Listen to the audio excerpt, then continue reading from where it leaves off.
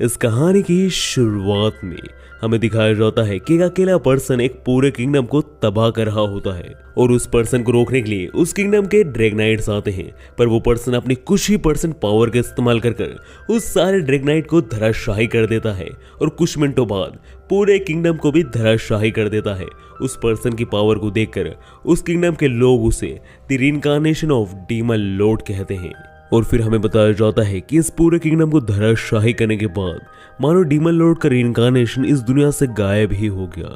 और उसके बाद हमें 5 साल आगे का सीन दिखाया जाता है, जहां पर हमें उसी किंगडम की एक जेल का सीन दिखाया जाता है और हम उस जेल में एक लड़के को जंजीरों से बंधा देखते हैं। और इस लड़के का गुनाह असल में यह है कि जब ये घरों की छतों पर एक बिल्ली का पीछा कर रहा था तब गलती से इसका पैर एक टूटे हुए छत पर पड़ जाता है और ये सीधा एक नहाती हुई लड़की के ऊपर गिर जाता है। इस जगह पर ये लड़का इस सिचुएशन को सॉर्ट आउट करने के लिए उस लड़की की तारीफ करने लगता है, जैसे कि तुम्हारे आगे की संतरा बहुत ही ज्यादा सुंदर है और बहुत ही ज्यादा प्यारे हैं और तुम काफी ज्यादा हॉट लग रही हो। इस जगह पर वो एक बिना कपड़ों की लड़की की तारीफ कर रहा है और वो सोच रहा है कि सिचुएशन सॉर्ट आउट हो जाएगी। इस जगह पर वो लड़की इतना ज्यादा गुस्सा हो जाती है और वो सीधा इस लड़के को जेल में डलवा देती है। एंड गाइस, मैं आपको बताना चाहूंगा कि हमारी इस कहानी का मेन प्रोटोगनिस्ट यही लड़का है। इसका नाम अकीरा है और उसने अपने आइडेंटिटी छुपाने के लिए अपना नाम लक्ष्य रख रखा है। एंड गाइस, इस जगह पर हमारा मेन प्रोटोगनिस्ट अपनी आइडेंटिटी छुपाने के साथ साथ अपनी पावर्स को भी छुपा रहा है। ऐसा वो क्यों कर रहा है हमें कहानी में आगे पता चलेगा। और इसी के साथ हम देखते हैं कि हमारे सीरीज के मेन प्रोटोगनिस्ट अकीरा की जेल के पास एक लड़की आ जाती है, जिस देखकर अकीरा कहता है कि कौन है वहां। जहां पर वो लड़की अकीरा को पूरा इग्नोर करते हुए अकीरा की स्वॉर्ड के पास जाती है और वो देखती है कि अकीरा के पास 2 स्वॉर्ड हैं। इस जगह पर वो लड़की अकीरा की दोनों तलवारों को देखकर बड़े ही सस्पिशियस रूप में अकीरा को देखती है और वो अकीरा से पूछती है, क्या ये दोनों तलवारें तुम्हारी हैं? जिस पर अकीरा हाँ करता है। इस जगह पर वो लड़की अकीरा की तरफ देखते हुए कहती है कि इस किंगडम में आमतौर पर लोग सिर्फ एक ही स्वॉर्ड को इस्तेमाल कर पाते हैं और तुम 2 स्वॉर्ड्स को इस्तेमाल कर रहे हो। और खास करके ये ब्लैक स्वॉर्ड, ये मुझे बहुत ज़्यादा पावरफुल लग रही है। उस लड़की की यह सारी बातें सुनकर ब्लैक अपनी आंखें चुराने लगता है।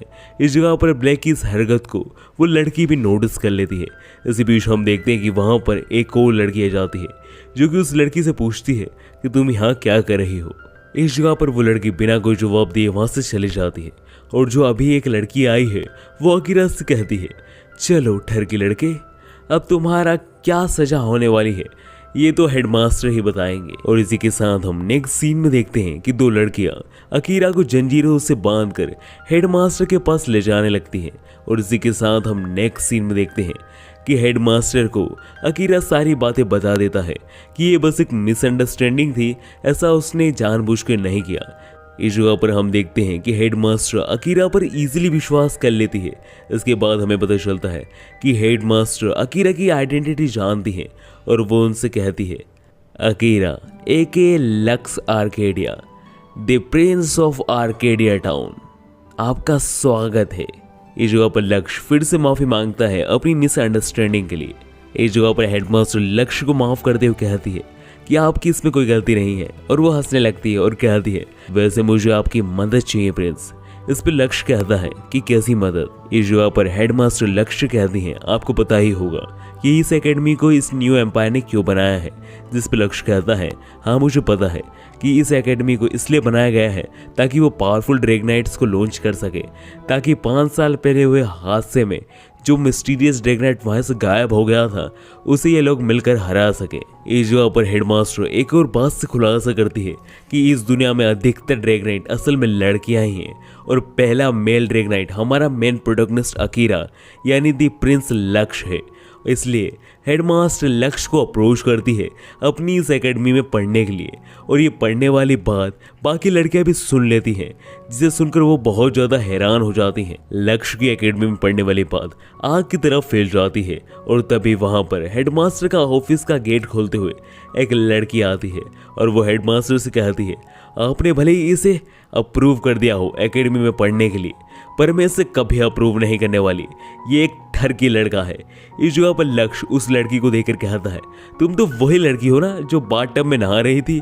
इस जगह पर उस लड़की को फिर से शर्म आने लगती है। उस लड़की को इतने गुस्से में देखकर हेडमास्टर उस लड़की से कहती है कि ये तुम्हारा विक्टिम है, तुम्हें इसे जो भी सजा देनी हो दे सकती हो। इस जगह पर वो लड़की लक्ष्य को चैलेंज करते हुए कहती है कि तुम पहले लड़के ड्रैगनाइट हो तो जरा मैं भी तो देखूं एक मेल ड्रैगनाइट की पावर। इस जगह पर लक्ष्य लड़ाई की बात सुनकर कुछ ज्यादा खुश नहीं होता, बल्कि वो सोचने लगता है। इस जगह पर वो लड़की सीधा लक्ष्य के ऊपर अपनी तलवार तान कर कहती है, तो तुम तैयार हो लड़ाई के लिए? अगर तुम जीत गए तो मैं तुम्हें माफ कर दूंगी, और अगर तुम हार गए तो तुम्हें फिर से जेल जाना होगा। यह सुनते से ही सारी लड़कियां बहुत ज्यादा एक्साइटेड हो जाती हैं और वो कहती हैं कि आज उन्हें प्रिंसेस की लड़ाई देखने को मिलेगी। उन्हें बहुत अच्छा महसूस हो रहा है। और इसी के साथ हमें अगले सीन में दिखाया जाता है कि लक्ष्य एक लड़की के सामने बैठा होता है, जहां पर वो लड़की असल में लक्ष्य की छोटी बहन होती है। और लक्ष्य की छोटी बहन लक्ष्य से कह रही होती है कि अब आपको न्यू किंगडम की प्रिंसेस से लड़ना होगा। अब आप इस जगह पर क्या करने वाले हो भैया? लक्ष्य अपनी छोटी बहन की बातें सुनकर अपनी ब्लैक स्वॉर्ड को देखने लगता है। और इसी के साथ हमें बैटलफील्ड का सीन दिखाया जाता है। और वहां पर लक्ष्य कुछ देर बाद ही प्रिंसेस भी वहां पर आ जाती हैं। जगह पर सारे लोग प्रिंसेस को सपोर्ट कर रहे होते हैं। इसी बीच प्रिंसेस लक्ष्य से कहती हैं कि क्या तुम्हें लगता है कि मैंने तुम्हें क्यों चैलेंज किया है? इस जगह पर लक्ष्य कोई प्रतिक्रिया नहीं देता, पर प्रिंसेस लक्ष्य कहती हैं कि अगर तुम ये मैच जीत गए तो मैं तुम्हें जरूर से बताऊंगी। प्रिंसेस के यहाँ कहते से ही हमारी ये लड़ाई शुरू हो जाती है, जहाँ पर लक्ष्य अपनी ब्लू स्वॉर्ड का इस्तेमाल कर अपने ड्रैगनाइट में बदल जाता है, जिसे देखकर सारे लोग हैरान हो जाते हैं। और वो कहते हैं कि ये कितना मामूली ड्रैगनाइट है, क्या वो सच में इस ड्रैगनाइट से प्रिंसेस से लड़ने वाला है? इसी के साथ हम देखते हैं कि प्रिंसेस का ड्रैगनाइट बहुत ही ज़्यादा रेयर होता है। इवन प्रिंसेस के ड्रैगनाइट को देखकर लक्ष्य की बहन भी कहती है कि इस प्रकार का ड्रैगनाइट होल्ड करना रेयर या फिर इम्पॉसिबल ही कह दो। इसके बाद हम देखते हैं कि प्रिंसेस बिना कोई देरी करे सीधा अपने स्पेशल इक्विपमेंट का इस्तेमाल करते हुए लक्ष्य के ऊपर हमला करने लगती है, जहां पर वो लक्ष्य के ऊपर लगातार 2 से 3 हमले करती है। और लक्ष्य उन सारे हमलों को अपनी स्वॉर्ड से रोकने की कोशिश करता है, पर उन सारे हमलों के प्रेशर से लक्ष्य की स्वॉर्ड टूट जाती है। इस जगह पर लक्ष्य बिल्कुल नहीं घबराता और वो प्रिंसेस से कहता है, अगर ये मैच टाई पर खत्म हो तो फिर क्या होगा? ना मैं हारूं और ना आप हारे। इस जगह पर प्रिंसेस को गुस्सा आ जाता है और वो लक्ष्य कहती है, तुम्हारे जैसे इंसान के साथ एक टाई होना मेरे लिए शर्मिंदगी की बात होगी। और यह कहकर प्रिंसेस बड़े ही गुस्से में लक्ष्य के ऊपर हमला करने की तैयारी करने लगती है। इस जगह पर प्रिंसेस अपना एक बहुत ही पावरफुल हमला द डिवाइन प्रिंस का इस्तेमाल करने की सोचती है, जिसे देखकर वहां की सारी लड़कियां घबरा जाती हैं कि वो एक कमजोर से लड़के के ऊपर इतना पावरफुल हमला क्यों इस्तेमाल कर रही है।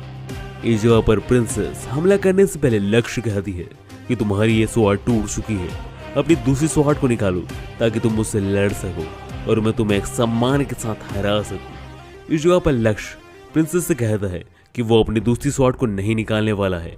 और यह सुनते से प्रिंसेस लक्ष्य के ऊपर हमला कर देती है। प्रिंसेस के इतने खतरनाक हमले को भी लक्ष्य अपने मामूली ड्रैगनाइट और एक टूटी हुई स्वॉर्ड से डोज कर देता है, जिसे देखकर वहां की सारी लड़कियां हैरान हो जाती हैं। और इस जगह पर प्रिंसेस को तो और भी ज्यादा गुस्सा आ जाता है और वो अपना सबसे पावरफुल हमला तैयार कर लेती है लक्ष्य के ऊपर इस्तेमाल करने के लिए, जो कि इतना ज्यादा चमकदार होता है कि उसे कोई ठीक से देख भी नहीं पा रहा था।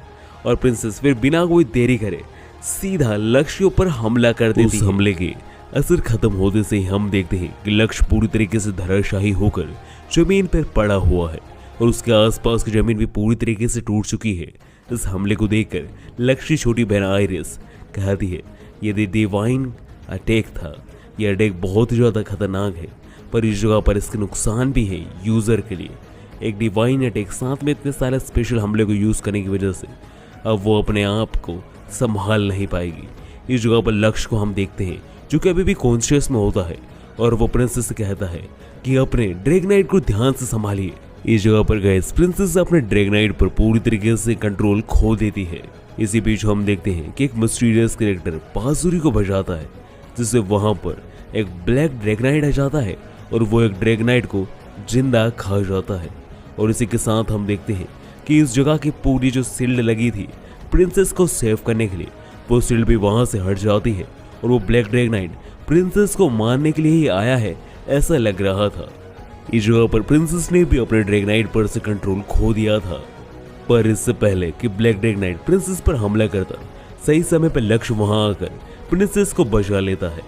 इस जगह पर लक्ष्य उस ब्लैक ड्रैगनाइट से लड़ने लगता है, जिसे देखकर वहां पर खड़ी दो लड़कियां कहती हैं कि क्या लक्ष्य मूर्ख है, वो कभी नहीं जीत सकता ब्लैक ड्रैगनाइट से, उसका ड्रैगनाइट बहुत ज्यादा कमजोर है। उन दोनों लड़की की ये बात सुनकर लक्ष्य की छोटी बहन मुस्कुराने लगती है। इस जगह पर हम देखते हैं कि लक्ष्य उस ड्रैगनाइट से लड़तू रहा होता है, पर लक्ष्य उसका सामना नहीं कर पा रहा था क्योंकि उसकी स्वाड टूट चुकी थी। इस जगह पर लक्ष्य हार नहीं मानता और वो प्रिंसेस से कहता है कि मैं इस ड्रैगनाइट को अकेले नहीं हरा पाऊंगा, मुझे इसको हराने में आपकी मदद चाहिए। और वो ये कहते हुए एक स्किल्ड फाइटर की तरह अपना प्लान बताने लगता है कि वो जैसे ही अपनी क्लोज कॉम्बैट की स्किल दिखाने लगेगा और उस ड्रैगनाइट से क्लोज कॉम्बैट में लड़ाई शुरू करेगा, तब प्रिंसेस को सही समय देकर एक परफेक्ट एंगल बनाकर उस पर हमला करना है। अगर उन्होंने परफेक्ट एंगल पर हमला किया तो वो ब्लैक ड्रैगनाइट पक्का धराशायी हो जाएगा। और इसके बाद हमें दिखाया जाता है कि लक्ष्य और ड्रैगनाइट के बीच में फिर से लड़ाई शुरू हो जाती है, जहां पर लक्ष्य जैसे ही उस ड्रैगनाइट पर हमला करने जाता है, लक्ष्य के ऊपर वो ड्रैगनाइट भारी पड़ जाता है और वो लक्ष्य को दूर फेंक देता है। इस जगह पर लक्ष्य सही समय देखकर अपना हाथ का साइन करता है और एक परफेक्ट एंगल पर हमला करने के लिए प्रिंसेस से कहता है, और प्रिंसेस भी सही समय पर हमला कर देती है। और प्रिंसेस और लक्ष्य के सही टाइमिंग की वजह से ब्लैक ड्रैगनाइट धराशायी हो जाता है।